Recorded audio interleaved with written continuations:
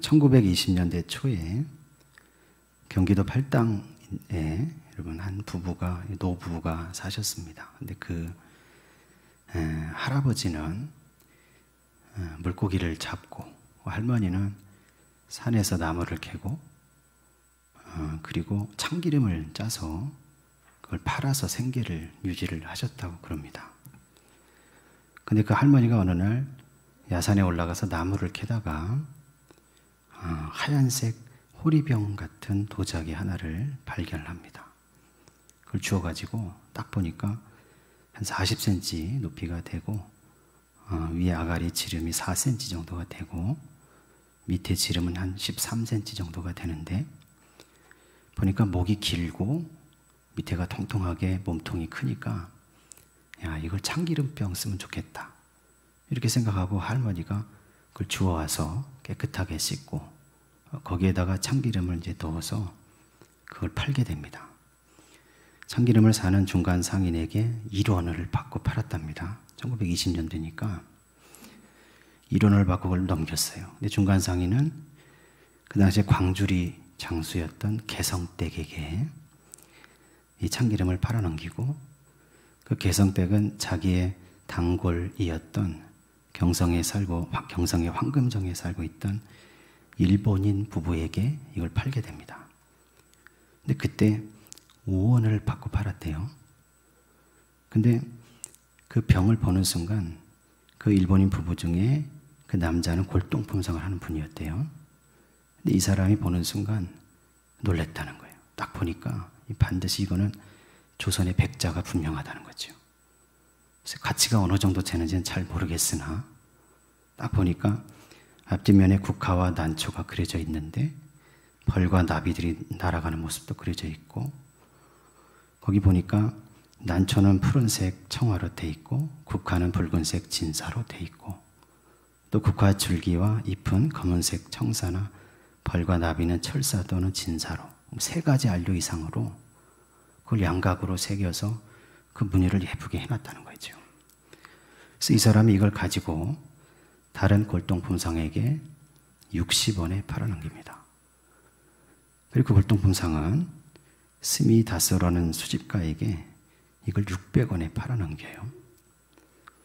그리고 1932년도에 그 사람이 본국으로 일본으로 돌아가게 되는데 그때 자기 가지고 있던 거 다른 거 합쳐서 180점을 경매에 내놓게 됩니다. 근데 거기서 모리코이치라는 사람이 이 병을 3,000원에 낙찰을 받습니다. 그러니까 한 10년 지났는데 발견되고 그 가치가 3,000배가 된 거죠. 그리고 나서 1936년에 이 고이치라는 사람이 죽게 됐고 가지고 있었던 다른 또 소장품들과 함께 200점이 또 경매에 나오게 됩니다.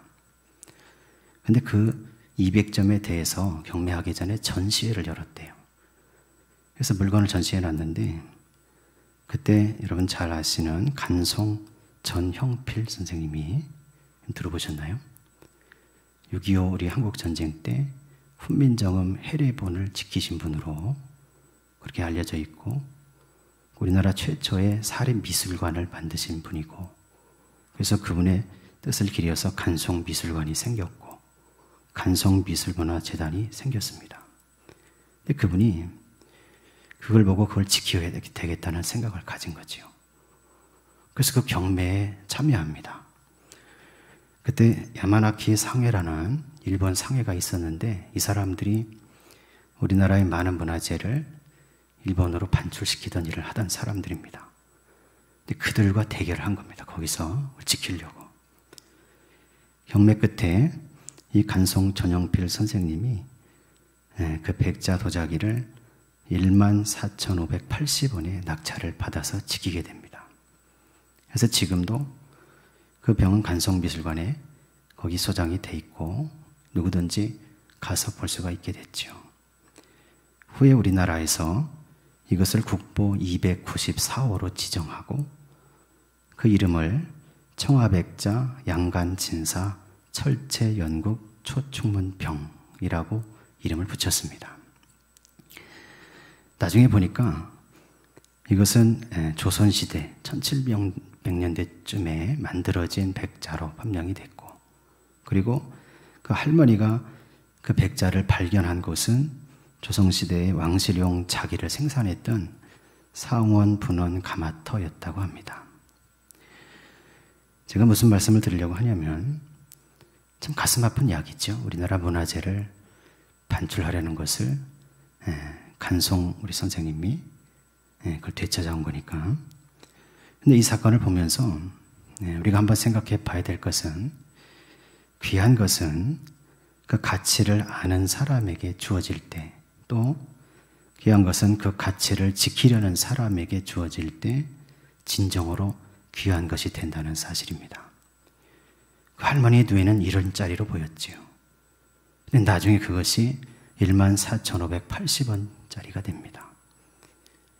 여러분 잘 감이 안 오시는 것 같은데 14,580원이면 그 당시에 기와집이 15채 값이랍니다. 지금으로 따지면 아파트 15채 값 주고 그 백자를 구한 겁니다. 저와 여러분이 예수 그리스도를 믿는 복음도 그 가치를 알고 그 가치를 지키기 위해서 노력하고 애쓰면서 살아가시기를 간절히 소망합니다. 예수 그리스도의 복음, 즉 나의 죄를 사하시고 하나님의 은혜 가운데서 구원의 은총을 베푸셔서 하나님의 영원하신 그 나라에 들어가게 하시고 또 영생을 누리게 하시는 그 구원의 복음의 가치를 저와 여러분이 늘 기도하면서 깨닫고 나의 삶으로 인생으로 그 가치를 지키면서 그래서 그 인생 믿음 가운데 함께 하시는 하나님의 평강, 하나님의 나라의 역사를 누리면서 살아가는 성도님들이 다 되시기를 간절히 소망합니다. 오늘 마가복음 2장의 말씀 우리가 읽었는데 이 마가복음을 쓴 마가는 마가 요한이라는 사람입니다. 여러분 잘 아시는 사도행전 2장의 성령 강림 사건이 일어났을 때 그 사건이 어디 일어납니까? 마가의 다락방에 일어났죠. 그 집의 아들이 마가였어요. 이 마가는 나중에 사도 바울과 바나바와 함께 사도 바울의 1차 선교 여행을 따라갔다가 중간에 되돌아옵니다. 그리고 나서 아마도 베드로와 함께 그 전도의 사역에 동참했던 것 같습니다. 베드로가 복음을 전하고 하나님의 말씀을 설교할 때 그때 베드로는 헬라어를 잘 못하니까 옆에서 마가 요한이 베드로의 말을 통역해 준 거죠. 그러니까 마가복음은 서기 64년 이후에 네로 황제의 박해가 막 일어났을 때 그때 베드로도 죽고 바울도 죽고 많은 성도들이 고난을 당하고 있을 때 그때 고난받는 로마에 있었던 교인들을 향해서 그들이 왜 고난을 받으면서까지 예수 그리스도의 복음을 지켜야 되는지, 믿음을 지키고 살아야 되는지 그 근거를 제시하기 위해서 예수님에 관한 이야기를 써서 그들에게 보내게 된 거죠. 오늘 저와 여러분이 이 말씀을 읽고 같이 나눌 때 예수 그리스도의 복음의 진정한 가치, 그리고 그 믿음으로 구원받는 은총의 역사, 그것을 찬양하고 찬송하면서 그 믿음을 지키면서 살아가는 은혜 받는 성도들 되시기를 간절히 소망합니다.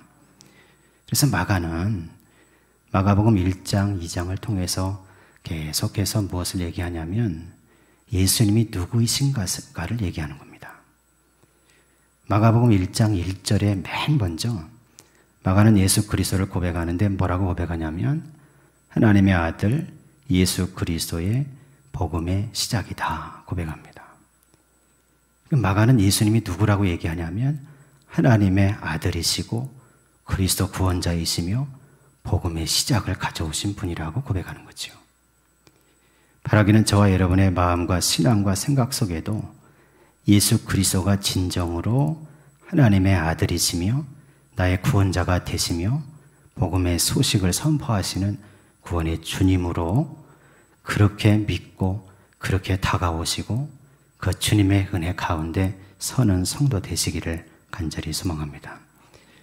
마가복음 1장을 쭉 읽어보면 바로 예수 그리스도를 증거하면서 그 주님께서 공생애를 시작하시죠. 근데 그때 예수님께서 뭘 말씀하시냐면 마가복음 1장 15절에 때가 찼고 하나님의 나라가 가까이 왔으니 회개하고 복음을 믿으라 하고 선포하십니다. 15절에서 한 구절에 말했지만 예수 그리스도께서 계속해서 가르치신 주제가 뭐냐면 하나님의 나라입니다. 그냥 하나님의 나라가 아니라 가까이 온 하나님의 나라예요. 그러니까 때가 됐으니까 하나님의 나라가 가까이 왔으니까 회개하고 복음을 믿어서 그 소식을 믿어서 이제 내 곁에 온 하나님의 나라에 참여하는 성도가 되고 또 앞으로 임하시게 될 그 완전한 하나님의 나라에 들어가는 성도가 되라는 거죠. 그래서 예수 그리스도께서 오늘 본문에도 마가복음 2장에도 가버나움에 다시 오셔서 거기 한 집에서 가르치시는데 아마 이 말씀을 가르치셨던 것 같아요. 때가 찼고 하나님의 나라가 가까이 왔으니 회개하고 복음을 믿어라. 예수께서 그 말씀을 중심으로 하나님 나라에 관한 일들을 다 가르치실 때 그때 갈릴리 사방에서 많은 사람들이 예수님께로 왔습니다. 왜냐하면 예수님께서 가시는 곳마다 귀신 들린 사람이 치유되고 병든 사람이 낫게 되고 그리고 모든 약한 것들이 새롭게 되며 예수 그리스도의 말씀을 통해서 천국 복음이 전파되는 것을 많은 사람들이 보았기 때문이죠. 한 집에 예수께서 오셨다는 소식을 듣고 많은 사람들이 몰려들었습니다. 그 집에 발 디딜 틈이 없었다는 거예요. 근데 그때 네 사람이 한 중풍병자를 메고 예수님께로 온 겁니다. 오늘 저와 여러분이 마가복음 2장 3절에서 5절에 있는 말씀을 한번 찾아서 같이 한번 읽어보도록 하겠습니다. 3절에서 5절입니다. 사람들이 한 중풍병자를 네 사람에게 메워가지고 예수께로 올세 무리들 때문에 예수께 데려갈 수 없으므로 그 계신 곳에 지붕을 뜯어 구멍을 내고 중풍병자가 놓은 상을 달아내리니 예수께서 그들의 믿음을 보시고 중풍병자에게 이르시되 작은 자야 내 죄사함을 받았느니라 하시니 아멘. 네 사람이 중풍병자 한 사람을 어깨에 메고 침상째로 메고 예수 그리스도께 왔다는 겁니다. 왜 왔겠습니까? 중풍병자를 고치기 위해서죠. 예수 그리스도 앞에 가면 이 사람의 중풍병이 나을 수 있다는 믿음의 확신을 가진 겁니다. 그래서 예수님이 계신 곳에 왔는데 문제는 집 앞에서 들어갈 수가 없어요. 사람들이 너무 많으니까. 이 사람들이 어떻게 합니까? 그 병자를 메고 지붕으로 올라간 겁니다. 예수께서 집안에서 말씀하고 계시는데 그 집의 지붕을 다 뜯어내더니 그 병자를 침상째로 줄에 달아서 예수님 앞으로 내려드렸다는 겁니다. 여러분 5절의 말씀을 보니까 예수님께서 그때 그들의 믿음을 보셨다는 거예요. 여러분 저와 여러분의 믿음을 예수께서 보게 되시기를 원합니다. 주님 앞에 나올 때, 예배할 때, 기도할 때, 찬양할 때 우리의 믿음을 주님께서 보신다는 사실을 기억하시길 원합니다. 그 믿음이 주께서 보시고 받으실 만한 믿음, 그 믿음을 보시고 이적과 기적을 일으키실 만한 믿음, 그 믿음을 보시고 모든 병든 것을 낫게 하시고 회복시키실 만한 그런 믿음이 되시기를 원합니다. 여러분, 저와 여러분은 확신 있는 간절한 믿음을 가지고 주님 앞에 나와야 될 줄로 믿습니다. 예수께서 그 믿음을 보시고 이제 그를 향해서 선포하시는 거죠. 여러분, 이 믿음이 우리를 살리며 이 믿음이 저와 여러분의 약한 것을 고치며 이 믿음을 통해서 주님의 역사하심으로 저와 여러분의 모든 병든 것도 낫게 될 줄로 믿습니다. 먼저 말씀을 드리는 것은 저와 여러분이 예수 그리스도에 대한 믿음, 그러니까 예수 그리스도께서는 나의 생각과 이성과 능력을 넘어서 계신 분이라는 사실을 믿으라는 말씀이에요. 여러분, 신앙은 뭘 얘기합니까? 비이성적인 것, 비합리적인 것을 말하는 게 아니라 초이성적인 것, 초합리적인 것을 말하는 겁니다. 나의 생각과 나의 이성으로, 나의 재능으로, 나의 능력으로는 할 수 없으나, 그러나 그것을 넘어서 계시는 예수 그리스도 앞에 가면, 그 예수께서 하실 수 있다는 믿음으로 나아가면 주님께서 역사하셔서 그 능력으로 모든 연약한 것이 회복되고 모든 병든 것이 회복되며 모든 것이 주님의 은혜로 온전케 되는 그 역사를 믿는 믿음, 그 믿음에 서야 된다는 말씀이죠. 여러분, 12해를 혈루증 앓았던 여인을 기억하시죠? 그 여인이 그 믿음이 있었어요. 예수 그리스도께서 지나가시는데 그 옷가에만이라도 내가 손을 대면 내 병이 나을 거라는 믿음이 있었습니다. 이 무슨 믿음입니까? 예수 그리스도께서 전능하신 하나님이시고 예수 그리스도께서 역사하시면, 아니 그 옷가에만이라도 내가 손을 대면 내가 앓고 있는 이 병이 낫게 된다는 확신에 찬 믿음이었죠. 바라기는 저와 여러분들도 그 확신과 간절한 믿음 위에 서는 성도가 되시기를 원합니다. 그 믿음을 바라보시고 예수님께서 5절 마지막에 보니까 이렇게 말씀하셨어요. 작은 자야 내 죄사함을 받았느니라. 여러분, 저와 여러분에게 예수 그리스도께서 이렇게 말씀하게 되시기를 원합니다. 작은 자야 내 죄사함을 받았느니라. 마가는 이 사건을 통해서 단순히 중풍병자가 나았다는 사실을 증거하려고 한 게 아닙니다. 예수님께서 그 믿음을 바라보시고 그 중풍병자가 내려올 때 그 병자가 낫는 것이 목적이니 네 중풍병이 떠나갔다. 네가 온전하게 치유됐다. 이렇게 선포하시고 그 능력을 나타내시면 끝나는 일이지요. 그런데 예수님께서는 그걸 말씀하시기 전에 내 죄사함을 받았다고 선포하신 겁니다. 마가는 이 사건을 통해서 예수 그리스도가 누구이신가를 또 설명하는 겁니다. 예수 그리스도는 누구이십니까? 인간의 근본적인 죄와 허물을 사하시는 권세가 있으신 분이다. 이렇게 말씀하는 거죠.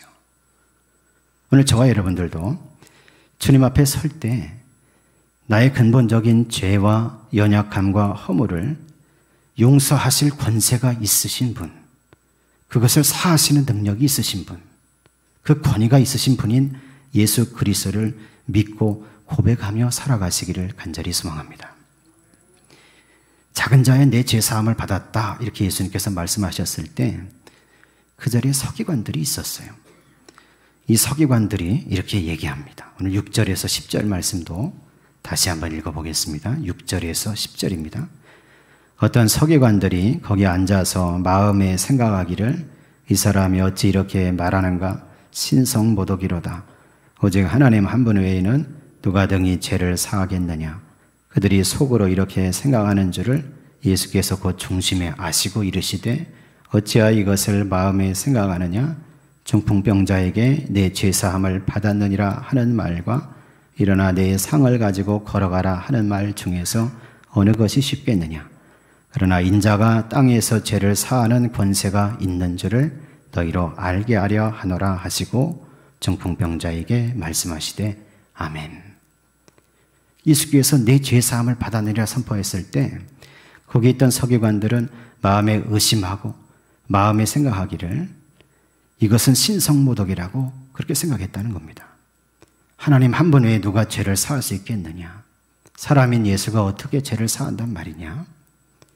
죄를 사했다고 치자 눈으로 보여줄 수 없는데 그걸 어떻게 알 수 있느냐?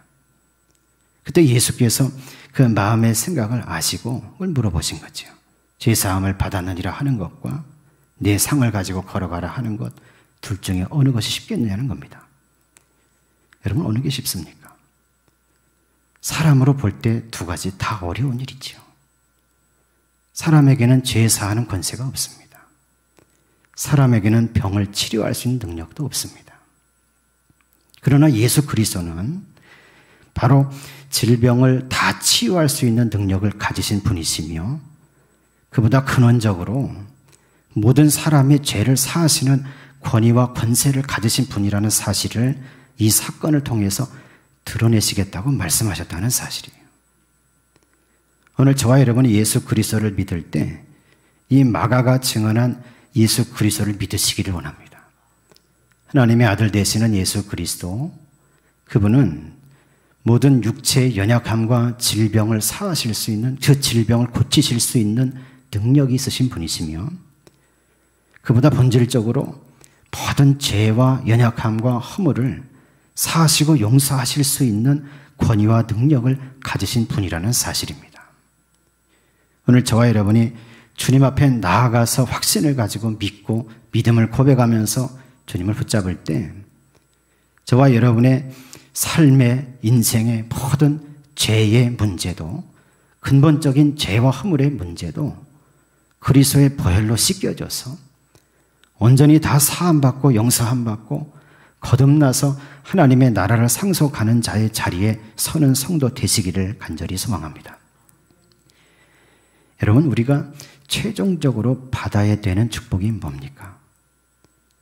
우리가 신앙생활을 통해서 최종적으로 최후에 받아야 될 축복은 여러분, 이 세상에서의 물질적인 육신적인 축복이 아니에요. 여러분, 최후에 받아야 될 축복이 어떤 거냐면 그것은 죄와 사망에서 내가 구원받았다는 주님의 선포, 너의 죄를 내가 용서했노라는 주님의 선포입니다.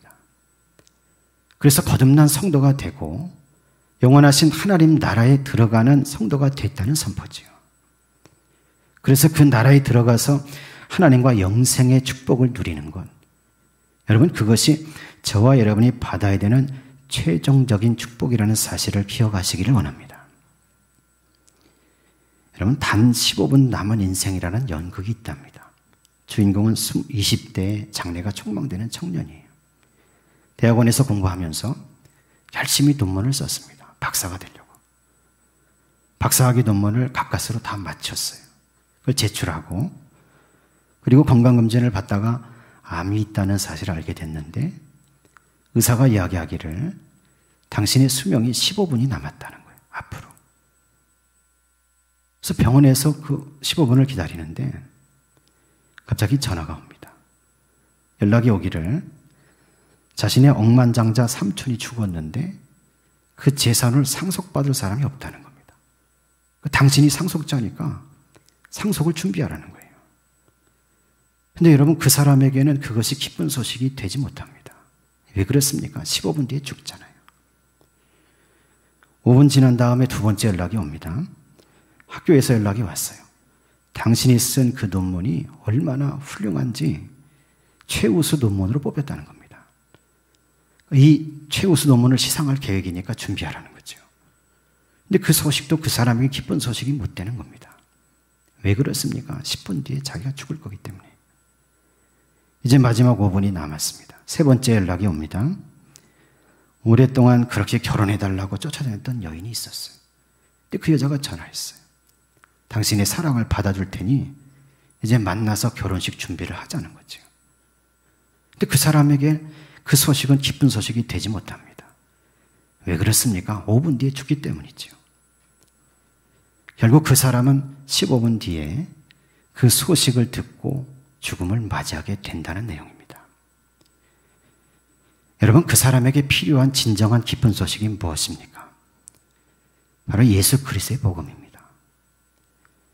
너의 죄가 사함받았다. 네가 15분 뒤에 죽을지라도 너에게 영생 천국이 보장되었으니 안심하라. 여러분, 이 땅을 살아가는 저와 여러분에게 이 근본적인 하나님의 복음, 예수 그리스도의 복음이 들려지게 되시기를 간절히 바랍니다. 이 세상의 축복이 다가 아니고 이 세상의 축복이 최종적인 것이 아닙니다.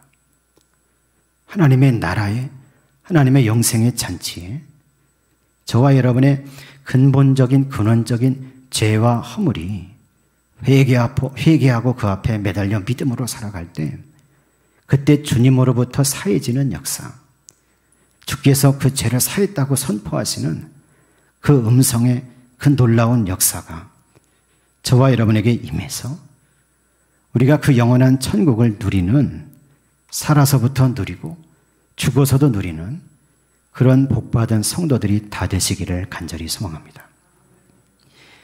마지막으로 오늘 말씀 중에 오늘 11절, 12절 말씀도 같이 한번 읽어보겠습니다. 11절과 12절입니다.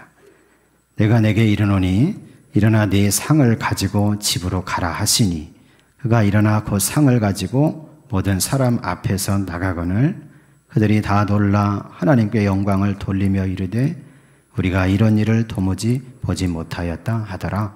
아멘. 여러분이, 저와 여러분이 예수 그리스도를 믿고 살아갈 때 확신 있는 간절한 믿음을 가지고 그 앞에 나오셔서, 그래서 근원적인 나의 죄와 허물의 문제가 사함받는 역사와 은총의 선포가 임하게 되시기를 원하고, 아울러 그 죄사함의 증거로서 치유의 역사와 선포도 저와 여러분의 인생과 삶의 귀에 들려지고 임하게 되시기를 간절히 소망합니다. 이 사람은 자기의 중풍병이 완전히 치유됩니다. 예수님은 그 치유의 역사를 통해서 질병의 치유만이 아니라 사람의 근본적인 죄를 사하시는 권세가 있으신 분이신 것을 드러내시고 보증하시고 나타나셨습니다. 저와 여러분도 오늘 믿음으로 주님 앞에 나아가는 성도들이 되시고, 그리고 나의 근원적인 죄를 사하시는 예수 그리스도를 소망하며 기도하며 간구하는 성도가 되시고, 그 증거로서 주님의 치유의 역사, 치유하시는 선포의 역사도 오늘 우리의 심령 가운데 들려지게 되시기를 원합니다. 그래서 오늘 말씀처럼 그 일을 보고 많은 사람들이 하나님께 영광을 돌린 것처럼 오늘 저와 여러분의 인생을 통해서 많은 사람들이 하나님께 영광을 돌리는 은혜의 역사, 충만한 역사가 임하게 되시기를 간절히 소망합니다. 여러분, 마가복음 1장 40절 41절에 보니까 나병 환자가 등장합니다. 예수 앞에 나와서 이렇게 간구하는 거죠.